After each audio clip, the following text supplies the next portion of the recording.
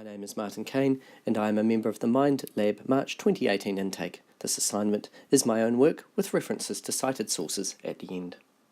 In my Digital 1 assignment, I identified two problems, one by observation and one by student feedback.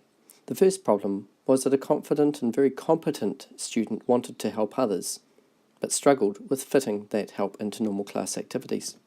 And the second problem was that the students, by default, would ask me for help when they needed it, instead of trying more self-sufficient ways of getting that help. The proposed solution to both those problems was for that student, who was desperate to help others, to create a digital resource in the form of a series of video clips, which would be available to her peers to use on demand to help them with their problems. My change initiative was influenced by a number of factors. The first was the previous success we had in our 2013 iPad class project, where video creation formed a small but valuable part of the outcome of students becoming self-sufficient learners.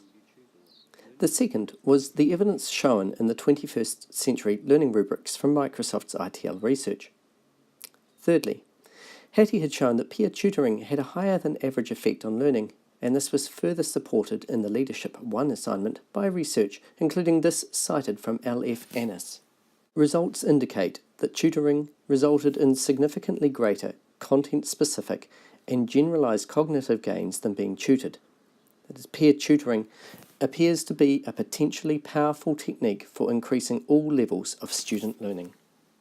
Indeed, one of the key promotions for the 2013 iPad class project was designed to demonstrate that there was a beneficial outcome to be found by combining Hattie's D equals 0.55 for peer tutoring and a conclusion that research over the last 30 years had failed to provide conclusive evidence that the introduction of computers improves student learning. Our school policies are designed in such a way that teachers are generally encouraged to undertake new initiatives and share findings with other staff members.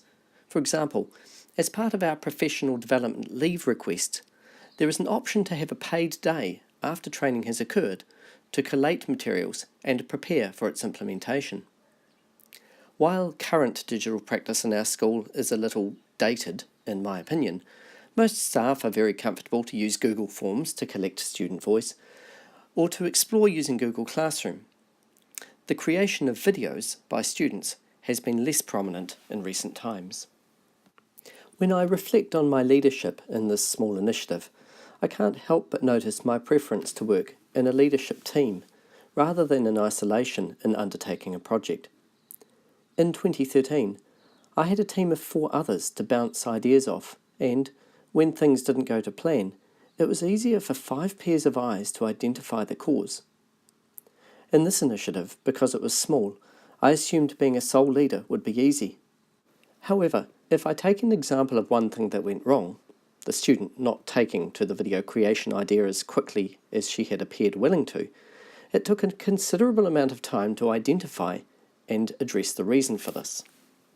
Mary Culver, in her 2008 book, Applying Student Leadership in Today's Schools, discusses the importance of needing to tap into the collective knowledge of our staff and creating a network of leaders within the school.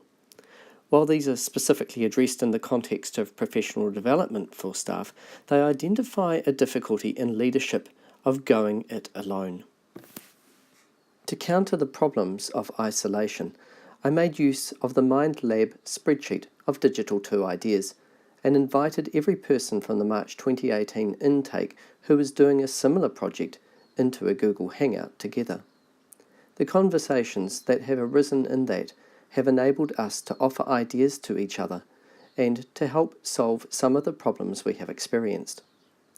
I think for future initiatives, no matter their size, having other professionals to give feedback and ideas would be most useful in reducing the time identifying the causes of problems and in coming up with ideas to resolve them. A second failure in my leadership, evidenced by the delay in this innovation getting started, was to fail to fully bridge the gap between the innovator and the early adopter.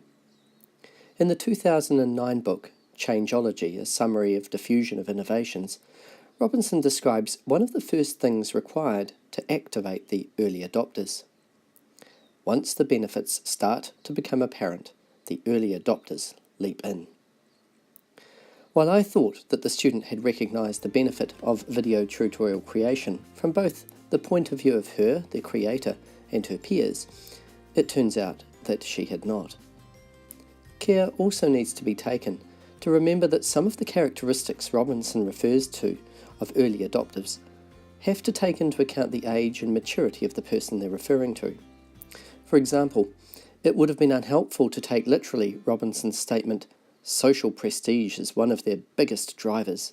Their natural desire to be trend setters causes the takeoff of an innovation. Early adopters tend to be more economically successful, well-connected and well-informed, and hence more socially respected.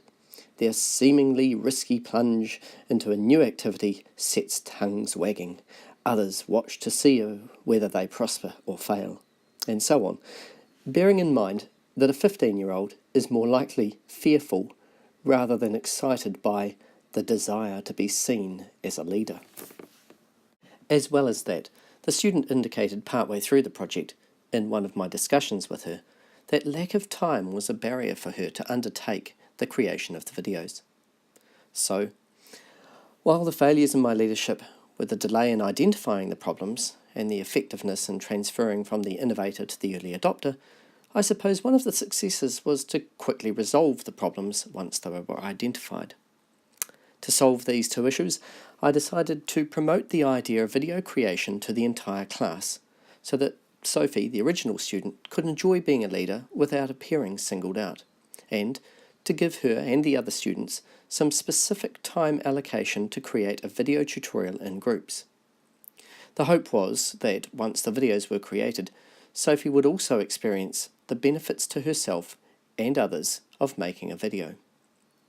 It also gave me the chance to provide evidence from Hattie and Annis to the benefits of peer tutoring to the entire class. While this evidence was aimed at Sophie, it was presented in such a way that she wasn't singled out in that either. And so the time finally arrived for the mass production of video tutorials.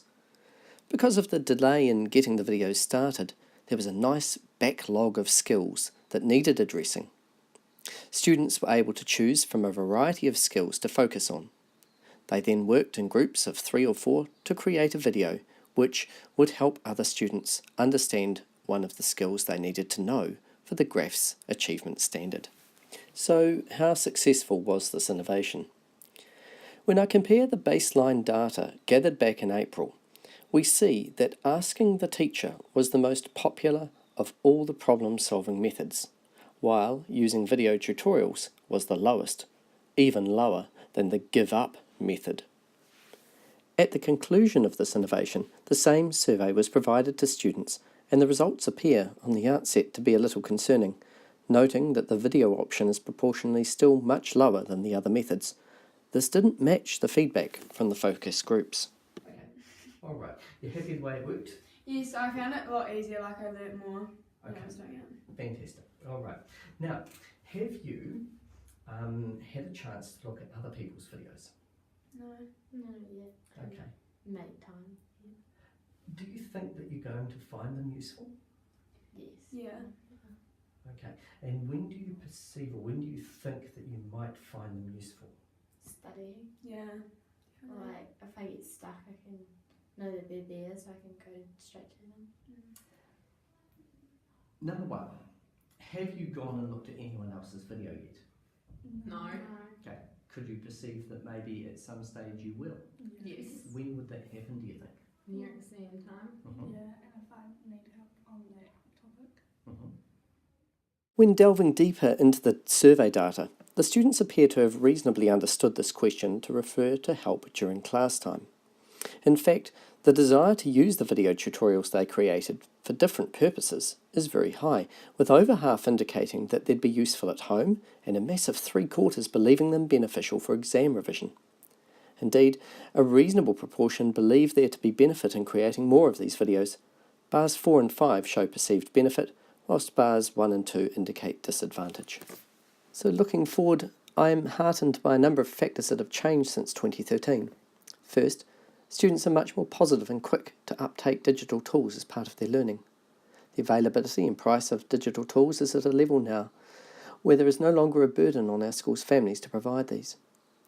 In my blog post on 4 April, I refer to the desire to resurrect portions of the 2013 iPad project, and the outcome of this innovation further enforces the desire to continue with this digital and collaborative innovation, and to work with the other Mind Lab teachers in evaluating our work together through positive criticism and in supporting each other in furthering these ideas in our schools.